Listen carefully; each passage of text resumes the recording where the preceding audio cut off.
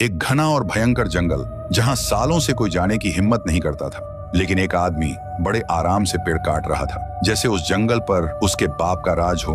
तभी उस जंगल के अंधेरे में एक घायल कुत्ता अंदर घुस आता है। आंखों में सिर्फ डर और पूरे बदन से ताजा खून टपक रहा होता है। और तभी उस आदमी पर वो कुत्ता टूट पड़ता है। फिर वो कुत्ता वहां से भाग जाता है। आदमी के हाथ से खून बह रहा था और वो डर के मारे तुरंत जंगल से अपने घर की तरफ भाग पड़ता है। जैसे ही वो आदमी गांव में घुसता है, उसकी आंखों में खून जमने लगता है और एक ही पल में उसका बदन अजीब तरह से कांपने लगता है। हाथ पैर टेढ़े मेढ़े इधर उधर मुड़ने लगते हैं। थोड़ी देर बाद वो आदमी एक खून का प्यासा जॉम्बी बन जाता है और जो भी उसके दांतों का शिकार होता कुछ ही पल में उसकी तरह एक जॉम्बी बन जाता। देखते ही देखते पूरा गांव जॉम्बी से भर जाता है। हर तरफ सिर्फ लोगों की दहला देने वाली चीखें।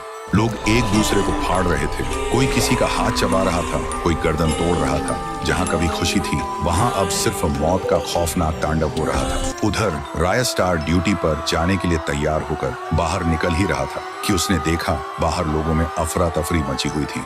लोग इधर उधर भाग रहे थे। रायस्टार को समझ ही नहीं आया ये हो क्या रहा है। तभी उसके फोन पर एक कॉल आता है। कॉल था डॉक्टर कबीर का। डॉक्टर रोती हुई आवाज में बोलता है, रायस्टार, तुम जो बाहर देख रहे हो वो मेरे कारण हुआ है। मैं एक ऐसा सीरम बना रहा था जो इंसान का जख्म बिना दवा पिए तुरंत ठीक कर दे। पर जब मैंने उसका टेस्ट एक घायल कुत्ते पर किया तो उसने अजीब हरकत की और वहां से भाग गया। मुझे लगता है उस कुत्ते ने ही सबको काटा होगा, इसलिए पूरा गांव जॉम्बी बन गया।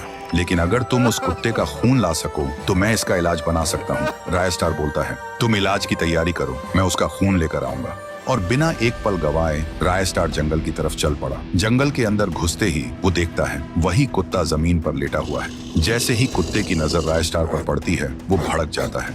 फिर दोनों के बीच एक जबरदस्त फाइट शुरू होती है। लंबी देर तक दोनों लड़ते रहते हैं। आखिर में रायस्टार जॉम्बी कुत्ते को नीचे गिरा देता है और उसका खून ले लेता है। वो सीधा डॉक्टर के पास जाता है और खून देता है। डॉक्टर तुरंत उस खून से सीरम बनाता है और रायस्टार को देकर बोलता है, जाओ इसे गांव में फैला दो। फिर रायस्टार एक ऊंची जगह पर चढ़ता है और उस दवा को हवा में छोड़ देता है। पल भर में पूरा गांव उस धुएं से भर जाता है और कुछ ही मिनटों में जहां मौत का तांडव था, वहां फिर से इंसानियत लौट आती है।